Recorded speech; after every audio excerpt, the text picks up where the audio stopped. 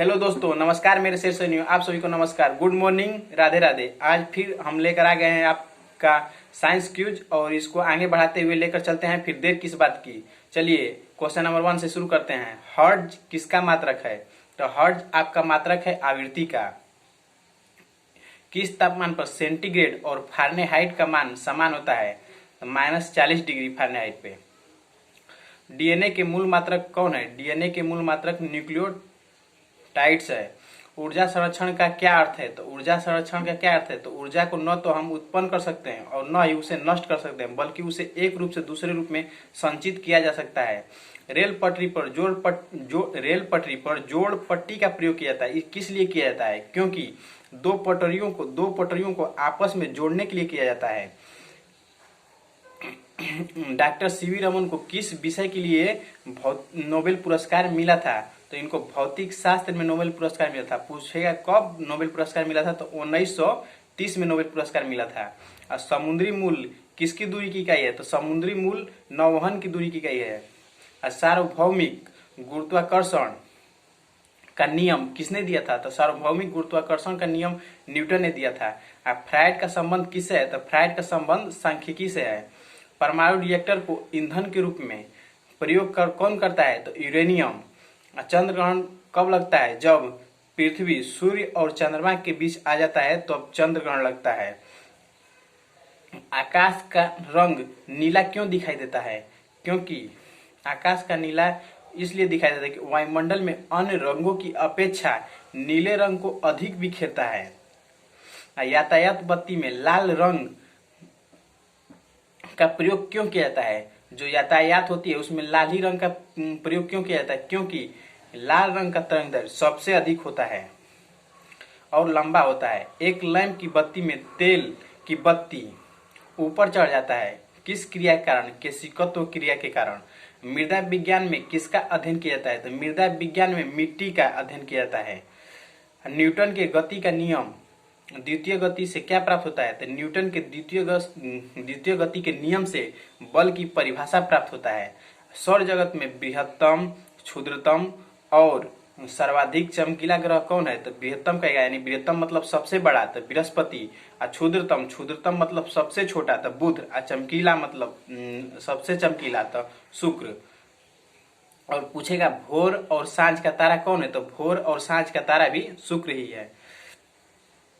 कौन मानव यकृत का कार्य नहीं है? ऑप्शन से है हार्मोनों का निर्माण। पौधों में प्रकाश संश्लेषण अधिक तेजी से होता है। पौधों में प्रकाश संश्लेषण अधिक तेजी से होता है। श्वसन से प्रकाश संश्लेषण अधिक तेजी से होता है। 27 डिग्री सेल्सियस पर एक गैस का दाब पारे का 75 सेंटीमीटर जिस तापक्रम पर दाब दोगुना होगा जब आयतन को स्थिर रखा जाएगा, वह दाब है -327 डिग्री सेल्सियस। सरल आवर्त गति में आयाम ए अवधि टी के साथ अधिकतम वेग कितना होगा? तो 2πa/t। एक कूलम आवेश बराबर कितना होगा? तो एक कूलम आवेश बराबर 6.25 गुणे 10⁻18 इलेक्ट्रॉन होगा। किसके कारण आकाश का रंग नीला दिखाई देता है? देखिए क्वेश्चन रिपीट हो गया यहीं पे। तो प्रकाश के प्रकीर्णन के कारण आकाश का रंग नीला दिखाई देता है। संधारित्र की धारिता का SI मात्रक क्या है? तो संधारित्र की धारिता का SI मात्रक क्या है? फैराडे है। प्राश्रव्य ध्वनि की आवृत्ति कितनी होती है? तो प्राश्रव्य ध्वनि की आवृत्ति 20,000 कंपन प्रति सेकेंड से ऊपर होती है। दाब की बीमा क्या है? तो निकालना पड़ेगा फॉर्मूला से, लेकिन दाब का बीमा डायरेक्ट याद कर लीजिए, ml⁻⁻1 t⁻⁻1। राकेट किस सिद्धांत पर कार्य करता है? तो राकेट रेखीय समय के संरक्षण पर सिद्धांत पर कार्य करता है। 1 किलोवाट घंटा बराबर कितना होता है? तो 1 किलोवाट घंटा बराबर 1 यूनिट के होता है। एक अभिसारी लेंस की फोकस दूरी कितनी है? तो चिन्ह में धनात्मक। रडार निकाय का प्रयोग कौन करता है? तो विद्युत चुंबकीय तरंग। और विद्युत चुंबकीय तरंग एवं प्रकाश तरंग के वेग क्या होते हैं? आपस में बराबर होते हैं। एनीमोमीटर का उपयोग किस लिए किया जाता है? तो एनीमोमीटर का उपयोग पवन का वेग मापने में किया जाता है। विद्युत रोधी माइका का प्रवैधुक गुणांक क्या है? तो 6.7। और जिप्सम का रासायनिक नाम क्या है? तो कैल्शियम सल्फेट। अपेक्षिक आर्द्रता को मापने में किस यंत्र का प्रयोग किया जाता है? तो आपेक्षिक या आर्द्रता कहेगा तो हाइग्रोमीटर, आपेक्षिक घनत्व कहेगा था यानी डेंसिटी तो हाइड्रोमीटर, आपेक्षिक घनत्व कहेगा तो हाइड्रोमीटर, आपेक्षिक आर्द्रता कहेगा तो हाइग्रोमीटर। निकट दृष्टि दोष में, निकट दृष्टि दोष यानी उसको सुधार करने में किस लेंस का उपयोग किया जाता है? तो निकट दृष्टि दोष कहेगा तो अवतल लेंस, कहेगा दूर दृष्टि दोष तो उत्तल लेंस का प्रयोग किया जाता है। पृथ्वी सूर्य से प्रचुरतर मात्रा में ऊर्जा किस रूप में प्राप्त होती है? तो अवरक्त तथा ताप ऊर्जा में, अवरक्त तथा ताप ऊर्जा में। ठीक है, आगे चलते हैं। इलेक्ट्रॉन की खोज किसने की थी? इलेक्ट्रॉन की खोज जे थॉमसन ने की थी। किस पिंड का गुणधर्म जो विश्व में अपनी स्थिति में स्वतंत्र है वह है सहती, वह है सहती। और ग्रेनाइट किस में पाया जाता है? तो आग्नेय शैल में पाया जाता है। ग्रेनाइट किस में पाया जाता है? तो आग्नेय शैल में पाया जाता है। ग्रेनाइट किस में पाया जाता है? आग्नेय शैल में पाया जाता है। ग्रेनाइट किस में पाया जाता है? आग्नेय शैल में पाया जाता है। मनुष्य जब सांस लेता है तो औसतन कितना शोर होता है? तो 0.5 डेसिमल शोर होता है। उद्योगों में प्रयुक्त रसायनों का प्रचुर स्रोत क्या है? तो उद्योगों में रसायनों का प्रचुर स्रोत कोल तार है।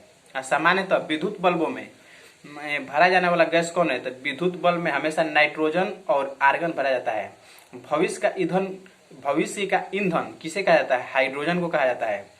प्रकाश संश्लेषण में किसका ऑक्सीकरण होता है? जल का ऑक्सीकरण होता है। विज्ञान की वह शाखा जो जीव और वातावरण के बीच संबंध को बताती है वह है पारिस्थितिकी। मुंह तक पानी से भरे ग्लास के अंदर जब तैर रहे बर्फ का टुकड़ा पिघलता है तो जल का स्तर अपवर्तित बना रहेगा। जब कोई वस्तु चंद्रमा से पृथ्वी पर स्थानांतरित की जाती है तो पृथ्वी पर उसका भार बढ़ जाता है, जबकि चंद्रमा पर उसका भार A1/6 होता है।